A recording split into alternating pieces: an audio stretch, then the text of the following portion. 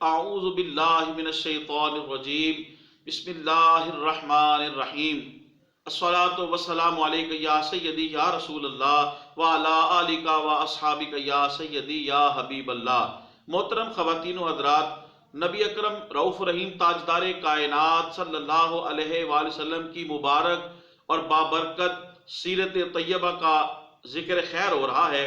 آج بھی آقا کریم علیہ السلام کی مبارک سیرت میں سے چند ایک باتیں آپ کے سامنے عرض کرنے کی سعادت حاصل ہوگی۔ میرے دیکھنے والے قابل سعادت احترام خواتین و حضرات سے گزارش ہے، تبلیغ دین کی نیت سے اور سیرت مصطفیٰ صلی اللہ علیہ وسلم کے مبارک موضوع کو آگے مسلمانوں تک پہنچانے کی نیت سے میرے اس ویڈیو کو زیادہ سے زیادہ شیئر کریں، یوٹیوب پہ کمنٹس کریں، لائک کریں۔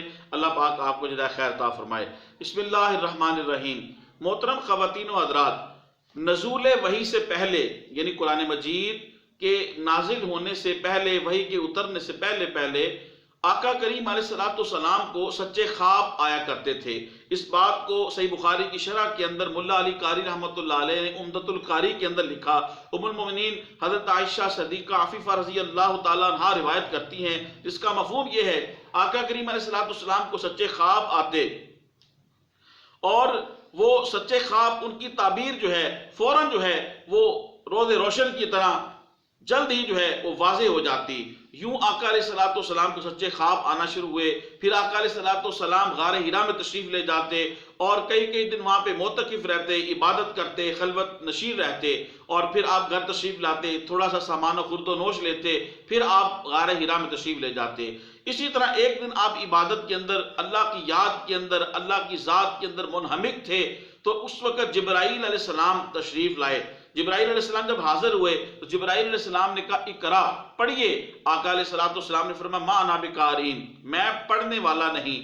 جبرائیل علیہ السلام نے اپنے بازوؤں کے اندر لیا اور اپنے سینے کا ساتھ لگایا، پھر فرمایا اقرا، پڑھیے۔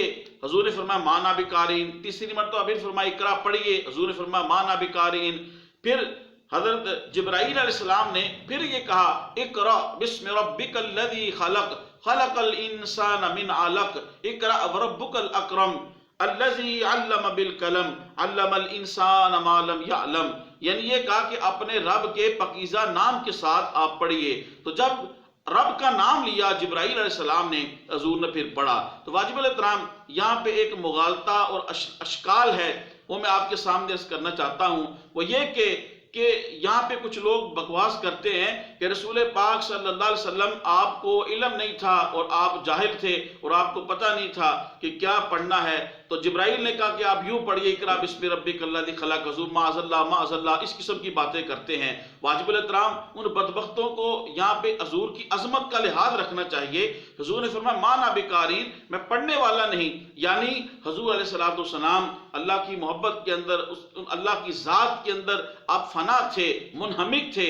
جب جبرائیل علیہ السلام نے صرف اقرا کہا، حضور نے فرمایا میں پڑھنے والا نہیں۔ جب جبرائیل علیہ السلام نے یہ کہا اقرا بسم ربک الذی خلق، اپنے اسی رب کے نام سے پڑھیے، یعنی گویا جس کی ذات کے ساتھ آپ کی لو لگی ہوئی ہے اور جس کی ذات کے اندر آپ فنا ہیں، آپ انہی کا نام لے کے پڑھیں۔ تو جب حضور نے دیکھا اور سنا جبرائیل تو اسی کا نام لے رہے ہیں جس کی ذات کے اندر میری لو لگی ہوئی ہے، جس کی ذات کے اندر میں فنا ہوں، جس کے ساتھ جو ہے وہ میں ملاقات کر رہا ہوں، تو پھر حضور علیہ السلام نے ارشاد فرمایا پڑھا اقرا بسم ربک الذی خلق۔ لہذا یہاں پہ یہ کہنا معاذ اللہ حضور کو پتہ نہیں، حضور کو آتا نہیں تھا، جبرائیل نے سکھایا، اور مختلف قسم کی باتیں کرنی، اس قسم کے تراجم کرنے، یہ لغوی اعتبار سے اور صرفی و نحوی اعتبار سے بھی غلط ہے کہ اس میں فاعل کا صیغہ یہ نہیں کہ میں پڑھا نہیں، میں جاہل ہوں، حضور میں پڑھنے والا نہیں، لیکن جب رب کا نام لیا تو حضور نے پڑھا اقرا بسم ربک الذی خلق۔ واجب الاحترام